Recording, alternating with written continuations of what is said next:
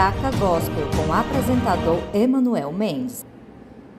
Olá, queridos irmãos, amigos, estamos mais uma vez aqui na BC News, a sua TV, a um clique de você, e neste programa Catraca Gospel, um programa que veio para abençoar a tua vida, a tua casa, a tua família. Hoje nós temos a honra, não tem tamanho essa honra, essa alegria, amém? De receber aqui meu amigo de muitos anos, de longas datas, Bispo Daniel Noron. Amém, Bispão? Amém, Bispão. Meu Deus, que honra estar aqui. Quero agradecer a oportunidade, o convite de estar aqui participando desse programa tão abençoado, que já tem edificado tanta gente.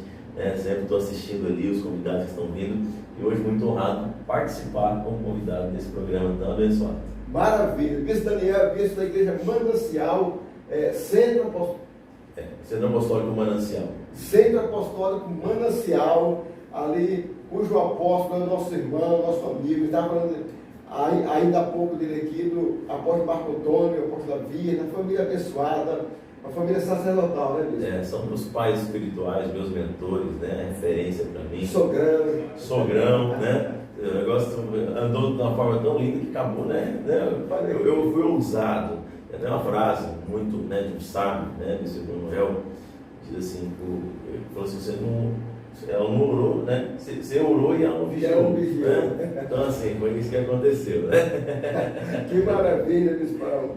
Bispão, como é que tá as coisas? Estamos fluindo para a glória de Deus. Meu Deus, muita coisa aconteceu. O senhor tem acompanhado aí minha vida no decorrer desde que eu cheguei em Palmas, né? O Bispo Emanuel sempre foi meu anfitrião quando eu chegava em Palmas, ia ministrar, ainda passando, era missionário na época, missionário da Batista Filadélfia, lá de Guaraí, e vinha para cá para poder, né, ministrar na igreja do Bispo Emanuel, e eu aprendi muito e aprendo muito com o senhor. O que Deus fez, né? Muita coisa que Deus fez na minha vida de lá para cá. Eu vejo que Deus tem pressa, né? Hoje nós vamos conversar, Bispão, um assunto muito relevante nas igrejas, especialmente nesse tempo do fim, sobre música na igreja. E você é músico, sim.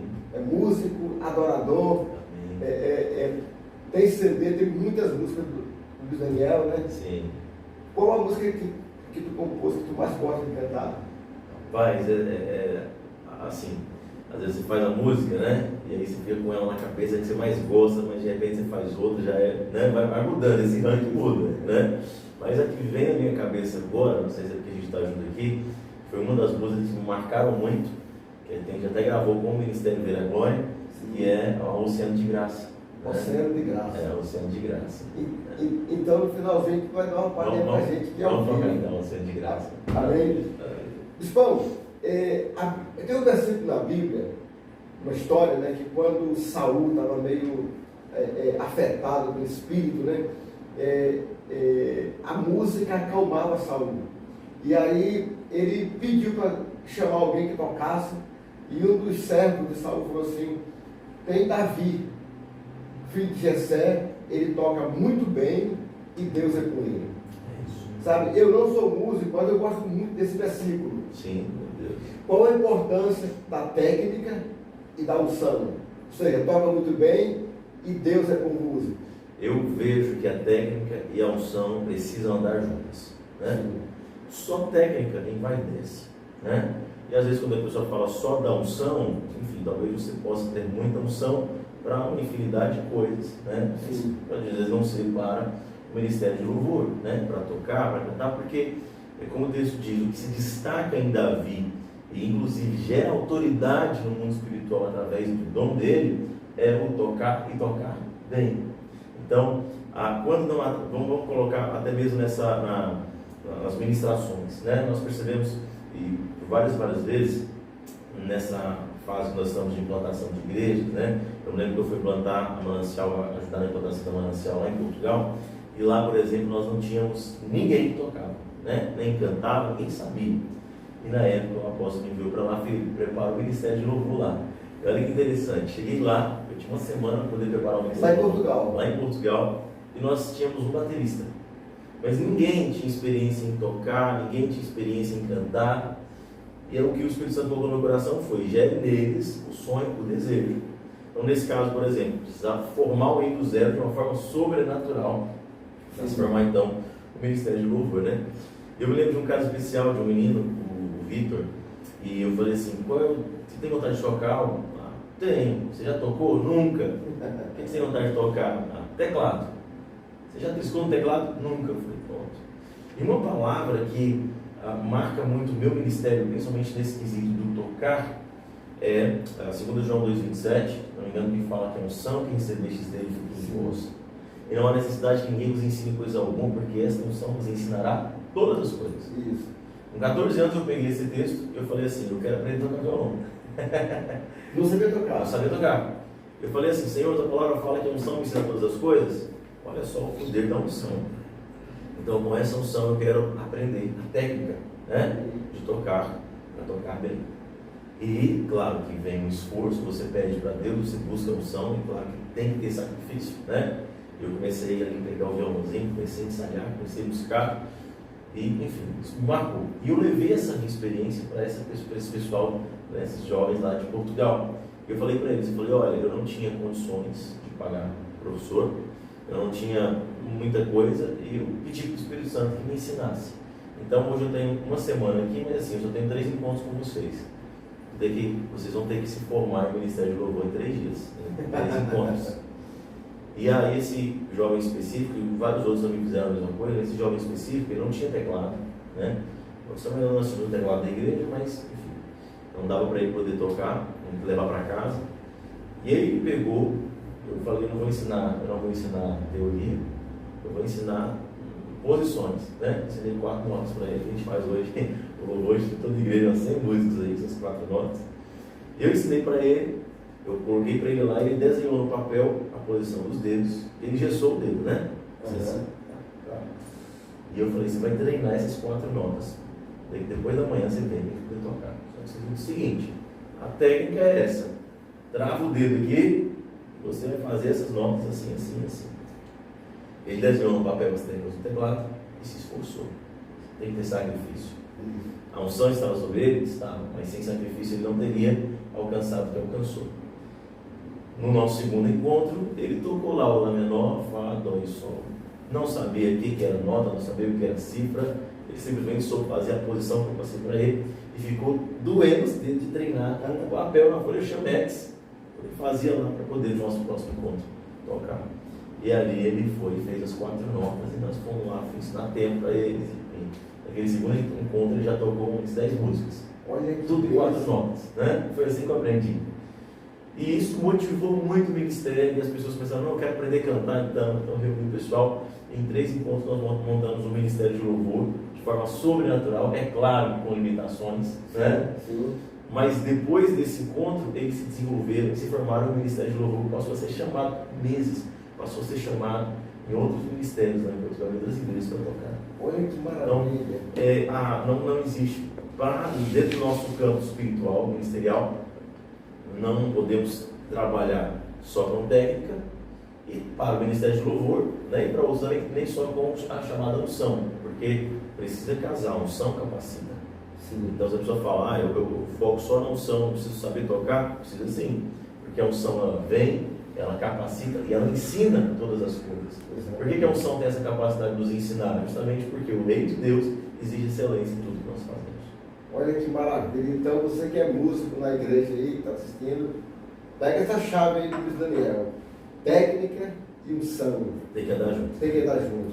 Bispo, na tua experiência de músico na igreja, tu já viu muitos músicos que tocam na igreja e saíram para tocar nas noites? Vixe, é o que mais nós vemos hoje, né? Por quê?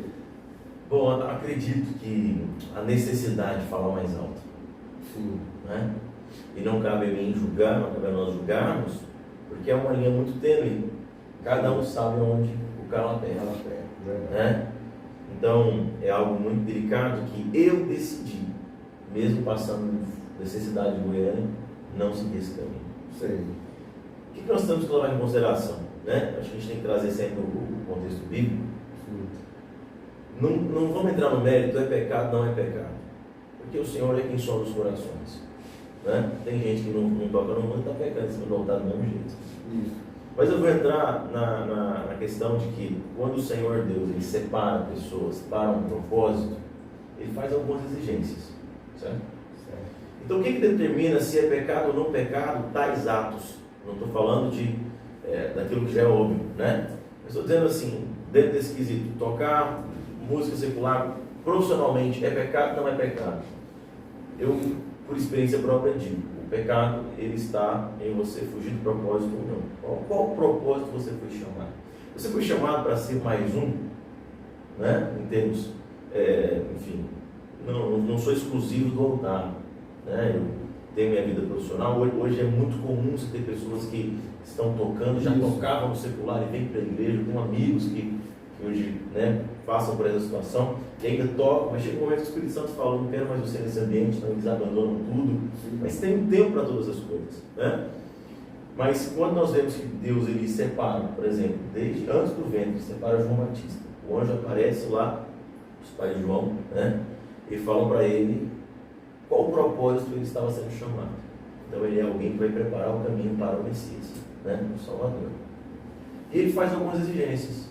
Ele não pode ser dado ao vinho, não pode não, né? Ele traz alguns fragmentos do voto, inclusive do Nazireu. Nazireu, né? Nós vemos lá em Sansão, que também se aplica. Deus ele fala: olha, vai vir o menino, mas ele tem essas exigências, esses são os protocolos para que ele cumpra o propósito pelo qual eu estou trazendo ele ao mundo. Sim. Né? Então, vamos voltando para João Batista, nós vemos ali, olha, ele especificamente não pode beber vinho. Vamos colocar que pela cultura, as pessoas que se diziam servir a Deus bebiam vinho. Sim. Mas João Batista, por exigência dos céus, você não pode beber vinho. Isso. Né? Não pode tocar em morto. Não pode. Então, assim, aquelas exigências específicas do Nazireu. Claro que João Batista, algumas delas são especificadas, né? Mas a gente já subentende que provavelmente as outras também. Então nós vemos que para outras pessoas, talvez, para outras pessoas que se diziam servos de Deus naquela época, beber vinho não seria problema. Sim. Mas para João era. Entendi. Então, quando Deus me chamou, quando eu pedi para Deus, eu fiz esse voto com Deus, eu falei: então o Senhor me ensina todas as coisas. Eu falei assim: se o Senhor me ensinar a tocar, eu não toco para o mundo, eu só toco para o Senhor. Amém. Pelo propósito pelo qual fui chamado. Então eu fui chamado para edificar a igreja por meio da adoração, né? Para não só edificar a igreja, mas para prestar uma adoração no meu secreto para o Senhor. Nesse voto eu também falei: Senhor, me ensina a compor. O sonho de compor. Então comecei a compor.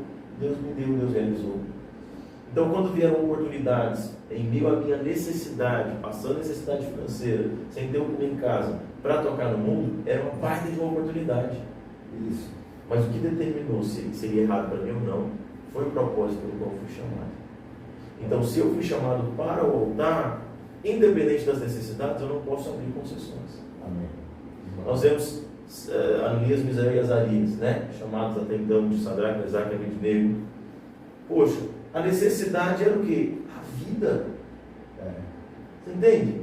Então, poxa, se eles não se prostrassem diante da estátua de Nabucodonosor, eles seriam queimados vivos. Poxa, que Deus indelicado é esse? Será que Deus não ia compreender? Eu poderia muito bem justificar: poxa, Deus, é minha vida. O Senhor sabe que eu te sirvo, eu te adoro, eu te busco e eu sou fiel ao Senhor. Para não gerar problema, para a gente não morrer, porque imagina só, Deus, se a gente morre, a gente não pode fazer diferença aqui na Babilônia, né? A gente vai ser minoria, né? Nós que somos servos do Senhor, vamos ser minoria. Então, vamos agir de forma estratégica. Imagina se eles tivessem feito isso, né?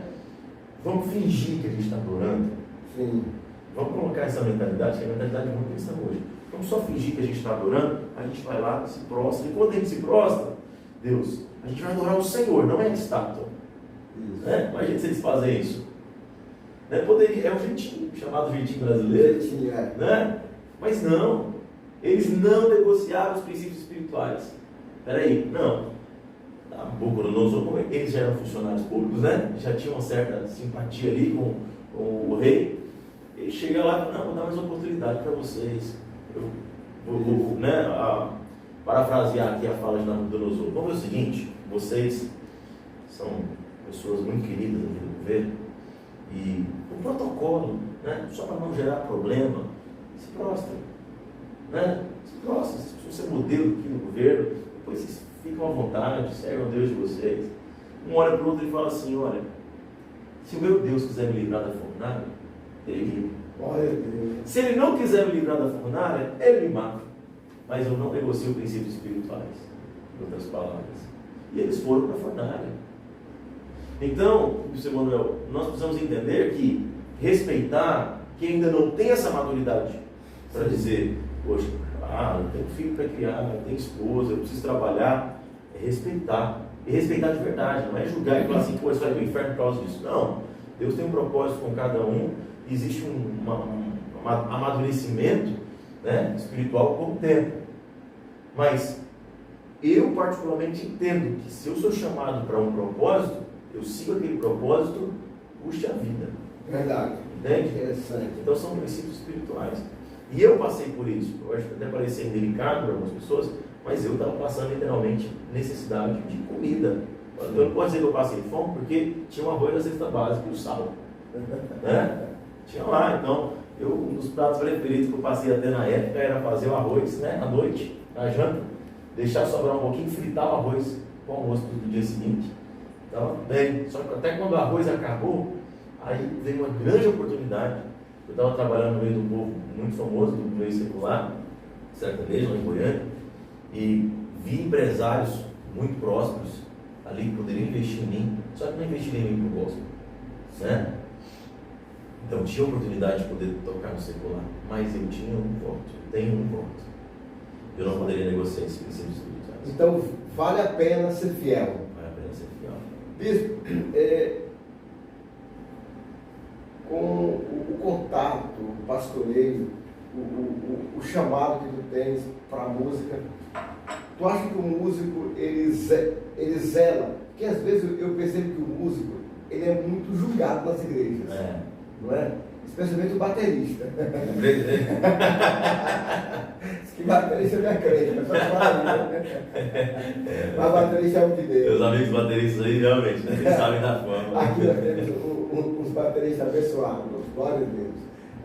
Mas tu percebe que eles zelam de fato da vida espiritual deles? Olha, é aquela questão, né? Onde a fumaça a fogo, né? Sim. Infelizmente, às vezes a fama percorre, porque houve um tempo que eu que fui músico de igreja, sou músico de igreja há muito tempo, às vezes o músico, aquele espírito do estrelismo tomava, Sim. e o cara subia no altar, tocava, glória a Deus, na hora da pregação e ficava lá fora batendo palma, né?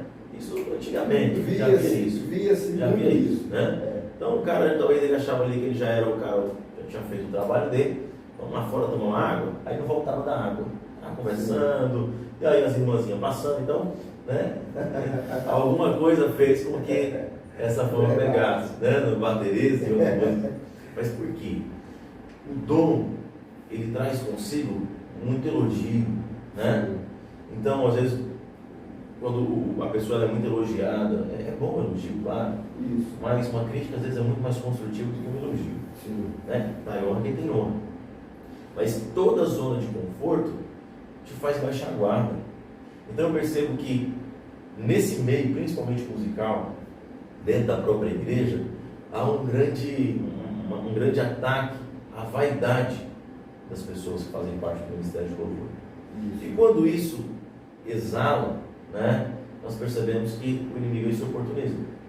Então eu não posso dizer assim, generalizar na pergunta do senhor, se todos os músicos cumprem com um propósito de vida espiritual, e nem que não, mas que devem, mas que todos devem entender que não são apenas cantores, músicos, artistas.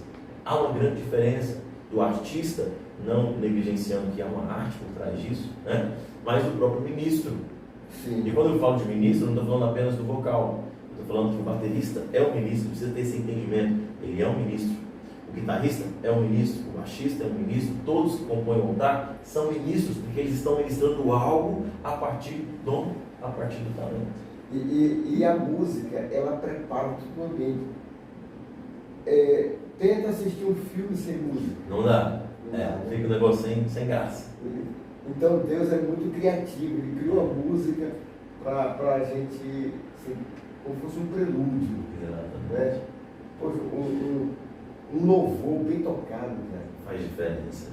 Assim, vai lá dentro do coração e parece não, prepara o ambiente para a palavra, prepara o coração para a palavra, né? Nós vemos quando o profeta, né, pede para vir o tangedor, e realmente a música ela tem o poder de realmente abrir os céus. Eu estava vendo até uma entrevista em um outro podcast do aquele Alexandre Posano, não sei se você chegou a ver, Sim. falando sobre música, células musicais. Nós temos que entender que, é claro que a ciência está por trás de tudo isso, né? A ciência de Deus, né? A ciência de Deus está por trás de tudo isso, porque tem coisas que nós não entendemos o efeito, mas independente se eu entendo o efeito ou não, ele acontece. Então a música ela está completamente ligada ao mundo espiritual, seja para o reino das trevas, seja para o reino da luz. Então a música ela tem um poder extraordinário de atrair alguma coisa. Você percebe o cara que ouve muito aquela música Sofrência no Mundo, faz o cara ficar cada vez mais afogado na depressão. É verdade, né? Se afoga ainda mais ali.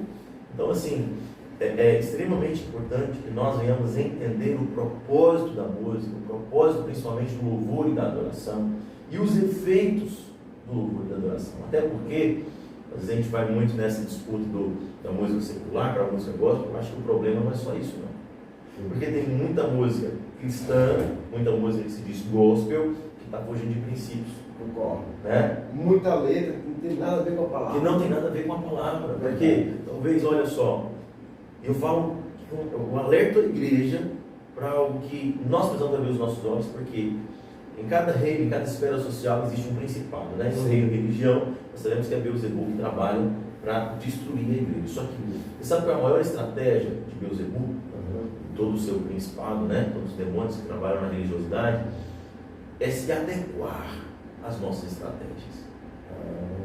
Então ele não vai contra as nossas estratégias, ele se adequa às nossas estratégias e ele pega o que é apenas o que é por essência e transforma em algo superficial, em algo por religiosidade.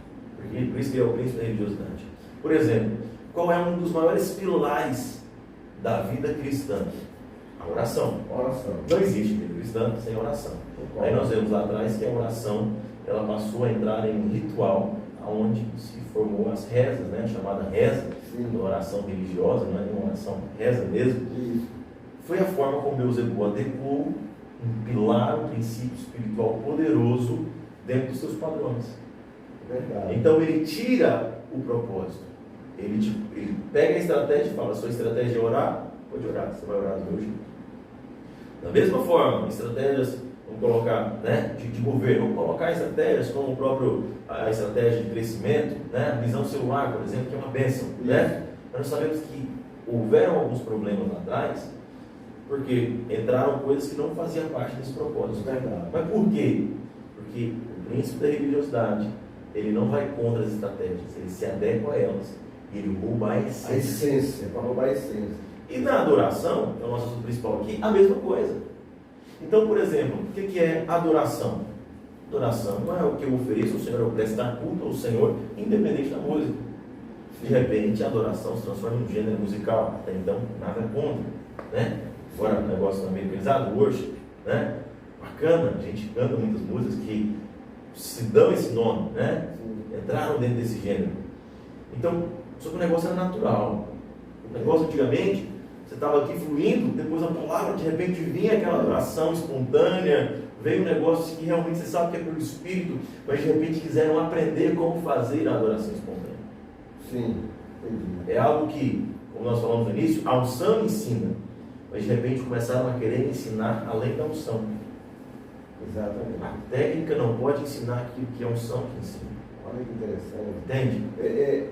Bispo, eu não sei se tu sabias, eu nasci na Assembleia de Deus.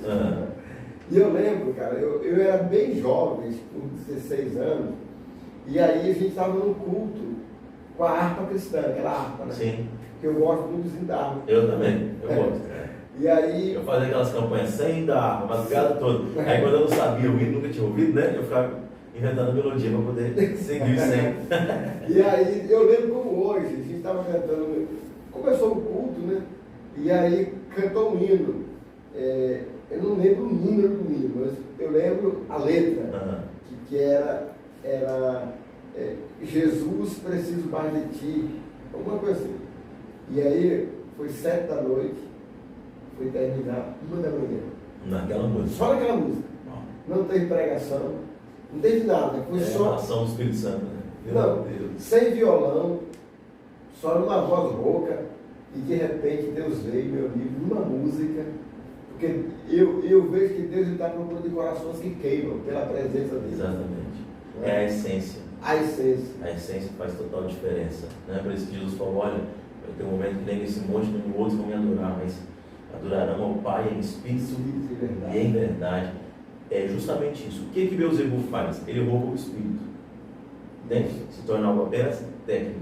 Exatamente. Então, quando nós olhamos, você vê, a gente falou, eu sou uma das grandes referências para mim na adoração, o pastor Antônio Cirilo, de Santa Geração, David Kila, Júlio de Oliveira, que você percebe que até hoje esses caras são pessoas que fazem pelo fluir do Espírito. Verdade. E não por uma questão técnica. Vão colocar dois indivíduos, vão fazer a mesma coisa, cantar a mesma música, tocar os mesmos acordes, mas de um você percebe que flui algo inexplicável. Tem uma fonte ali. Do outro, é bacana, é bonito. Então, qual é o segredo? É você fluir no Espírito e não apenas na parte técnica. Né? A técnica ela é muito importante, como nós falamos no início, porque ela traz a excelência. Isso é negociável. Mas ela precisa estar subjugada à unção. A direção do Espírito. A direção do Espírito. Olha aí, bispo, deixa eu te perguntar aqui. Até onde esse conflito do lado artístico? Porque você é um cara que tem CD gravado, que já cantou para plateias enormes, né? Então, até onde esse lado artístico confronta com o cristão? Mas esse lado artístico confronta muito. Muito, porque a arte, claro, como eu falei aqui, a arte ela é algo inegociável, né? Não tem como dizer que não é arte. Você cantar, você tocar, você dançar, você fazer um teatro, é arte. Faz parte dessa esfera, né? Desse reino da arte e entretenimento. Só que o padrão artístico do mundo é um padrão vaidoso. Do mundo que eu falo no contexto geral, né? É um padrão vaidoso. Sim. Que, como eu falei, exalta muito eu. Então, quando qualquer artista, seja ele gospel ou secular, ele se envaidece, eu faço princípios humanos mesmo, ele se envaidece, ele declina, porque a palavra fala, né, que a soberba precede a queda, a humildade precede a honra, mas a soberba precede a queda. Então, em tudo na vida isso se aplica. Então, quando a pessoa, você vê, todo cantor que se corrompeu, vamos colocar agora dentro do nosso meio artístico cristão, né? Todo grande cara que se pega o Lázaro da vida, o Thales Roberto da vida, pessoas que chegaram a patamares altos de conhecimento, né, de arte mesmo, enfim, até de glamour, se tornaram muito famosos, todos começaram com muita humildade. Todos começam com muita humildade. Nós temos testemunhos que eu posso falar aqui, porque todo mundo já sabe, né? O próprio Thales Roberto falou hoje, assim, diga-se de passagem, Deus tem feito algo incrível nos resultados. Às vezes você não imaginava o cara se levantaria depois de tudo que aconteceu, mas tem se levantado, você percebe isso. Né? São lições, né? São lições. Você percebe esse ataque, evidentemente, nesses exemplos. Pega, por exemplo, o Lázaro. Você vê que começou com muita humildade. E houve um tempo, de repente, ele conta mesmo, né? Se engrandeceu. O show do Lázaro estava falando de 100 mil. São as concessões, né? Quem entra na parte profissional, quer profissionalizar demais, o inimigo ele vai se oportunizando nessas situações. Aí é onde o próprio Deus às vezes abate o cara. Realmente. Por amor a nós, por amor à nossa alma, para que nós não venhamos nos perder, Deus nos abate. Entende? Exatamente. Para que nós não venhamos perder o que é de mais precioso, que é a nossa essência. Verdade. Então, o artístico ele é uma zona de risco para qualquer cristão, principalmente qualquer músico, adorador. Por isso nós precisamos andar sempre direcionados pelo Espírito Santo, porque tudo que me envaidece me tira do propósito. Se a minha arte, minha música, humildemente falando, ela passa a alimentar mais a minha vaidade do que a glória que precisa ser devolvida a Deus, é porque o princípio da religiosidade já entrou e eu já fugi do propósito da música. Olha que deve ser profundo, repete. Quando a arte ela começa a alimentar muito mais a minha vaidade, né? Porque quem entrou em cena foi o príncipe das trevas, né? Foi o príncipe da religiosidade, Beelzebub. Já roubou a essência. Já roubou a essência. Pega essa chave aí, você que é músico. Vamos embora fazer o ping-pong, pessoal? Bora lá, vamos lá. Você nasceu no lar evangélico? Digamos que sim, um lar de temor. Meu pai não era, Rogério e minha mãe, um ano eles se separaram, né? Isso. Mas minha mãe ia na igreja, Sim. né? Já ia na igreja e me levava. Em Guaraí. Ainda era em Goiânia. Eu Aí vim de em Goiânia. Brasília, aí viemos para o Tocantins. Nasceu em Brasília. Nasci em Brasília. Aí então tu és brasiliense. Brasiliense. Quem foi para lá que é cantando. Eu falo. Só que assim, a minha história de Brasília foi só de nascimento mesmo. De lá, eu fui para Goiânia, fiquei entre Goiânia e Tocantins. E como que foi parar em Guaraí? Guaraí, minha mãe tinha separado já de um segundo relacionamento, estava passando por uma situação bem delicada, eu tinha de 12 para 13 anos, e aí ela teve a oportunidade de ir para Amsterdã. Eu tinha um primo que era jogador de futebol lá, tem um primo que na época era jogador de futebol lá, e surgiu a oportunidade dela ir para lá trabalhar, para poder, né, crescer na vida, conseguir melhorar as situações. Nessa época eu não tinha como ir, né, não tinha estrutura para me receber, e nós morávamos em Goiânia, e minha mãe ficou muito preocupada por Goiânia ser uma cidade grande, pelo nível de influência ruim, às vezes também ser uma zona de risco. Então ela falou, vou te mandar lá para Guaraí, que é um interior, tua tia cristã também, vai cuidar de você, vai te levar para a igreja e tal. Embora eu já tinha muitos princípios espirituais muito consolidados, com 13 anos fui para Guaraí.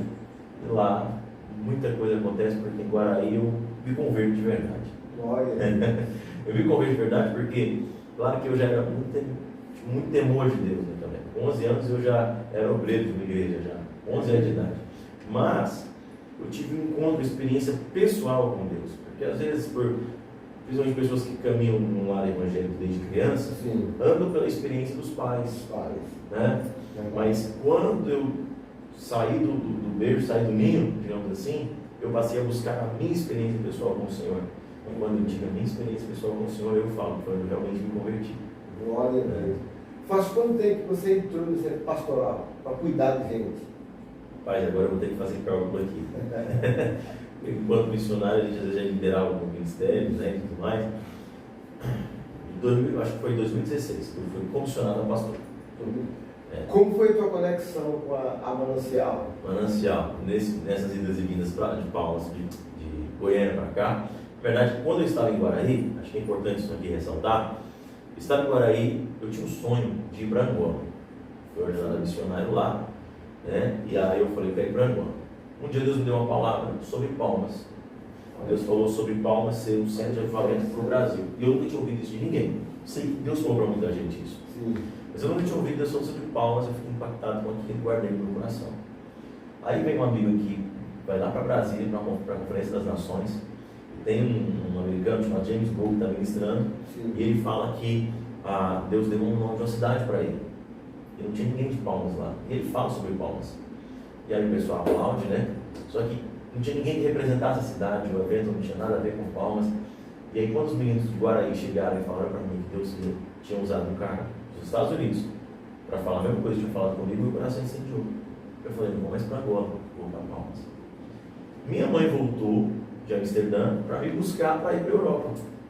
Só que eu estava com aquela palavra incendiou meu coração. E aí eu falei assim, mãe, não dá. Deus falou que tem algo comigo aqui, eu quero ir para Palmas. Preciso ficar aqui. E aí foi um negócio muito conflitante, então eu gosto do carro do Tocantins, me levou para Goiânia uma vez, passei um ano em Goiânia, eu tenho que ir para Palmas, voltei para Palmas. Aí minha mãe insiste de novo, passo mais um ano em Goiânia, aí enfim, volto para Palmas.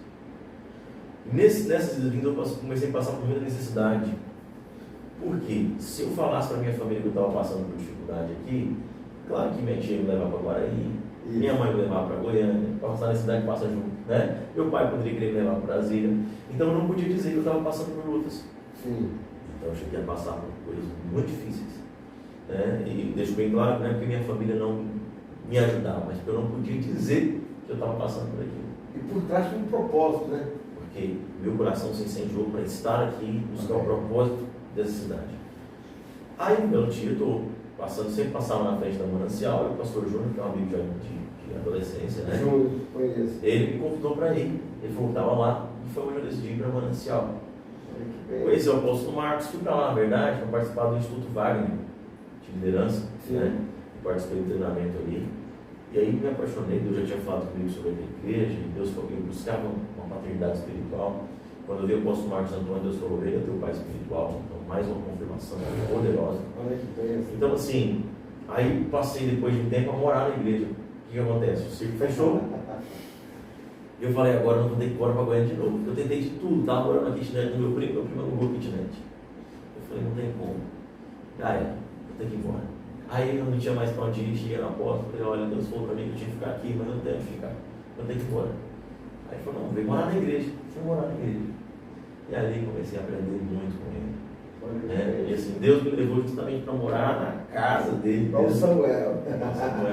Para acelerar todos os processos. Que maravilha. E ali foi meu Deus, foram 3 anos de escola ministerial para mim, andando com o apóstolo Marcos. 3 anos que eu estava ali, né? Eu me tornei pastor do ministério, casei com a filha do apóstolo. E as coisas né? assim, celestial. O apóstolo Marcos é um paizão, né? Demais, meu pai, meu tutor. Que maravilha. Bispão, canta uma canção pra gente aí. Vamos lá? Olha que bênção. Vamos lá. Quem sabe, como é que é? Faz ao vivo. Eita, glória, toda glória ao Senhor. Aleluia. Você está falando da música, né? Eu não sei porque, mas quando eu cheguei aqui eu lembrei dessa canção. E eu acredito que Deus vai falar com vocês. Amém? Eu sei que não mereço, mas mesmo assim você nunca se esqueceu de mim. Eu sei que nada tenho, que nada sou, mas sua graça foi quem me alcançou. Foi o teu amor, apenas teu amor, que nos libertou do império das trevas e do caos. Foi o teu amor, apenas teu amor, que nos libertou do império das trevas e do caos. Por isso eu vou mergulhar no oceano de graça, mergulhar no oceano de graça, mergulhar no oceano da graça de Deus. Eu vou mergulhar no oceano de graça, mergulhar no oceano de graça, mergulhar no oceano da graça de Deus.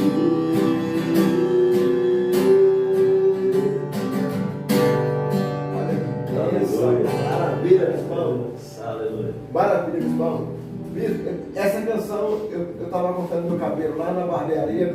Se você não sabe, depois eu mexo aqui. Faça, por favor, com certeza. É uma barbearia só para evangélico aqui em Paulo. Só para evangélico assim. É um ambiente. É um ambiente. É. Né? Fica ali ao lado do mundo gospel. É a Old Boss. Old Boss. Old Boss Barbearia. Old Boss Barbearia, um lugar onde você vai lá, tem um homem de Deus cortando seu cabelo. Amém? Amém. Bispão, vamos orar, encerrando? Vamos orar. Eu queria que você ministrasse uma bênção de Deus para os nossos telespectadores. Amém. Glória a Deus, Amém. queridos. Mais uma vez, antes de nós orarmos, obrigado pelo convite. Estou muito honrado de estar aqui. Você é um grande, grande amigo. Tenho um prazer imenso de caminhar contigo. Amém. Eu Glória. muito feliz por isso. E glória a Deus pela sua vida, você que está assistindo. Espero que esse meu testemunho tenha edificado você de alguma forma. E não se esqueça que o que te define é o propósito pelo qual você foi chamado. Né? Não é o status, não é a mídia, não é as várias técnicas e estratégias humanas que fazem muitas vezes muito sentido, né?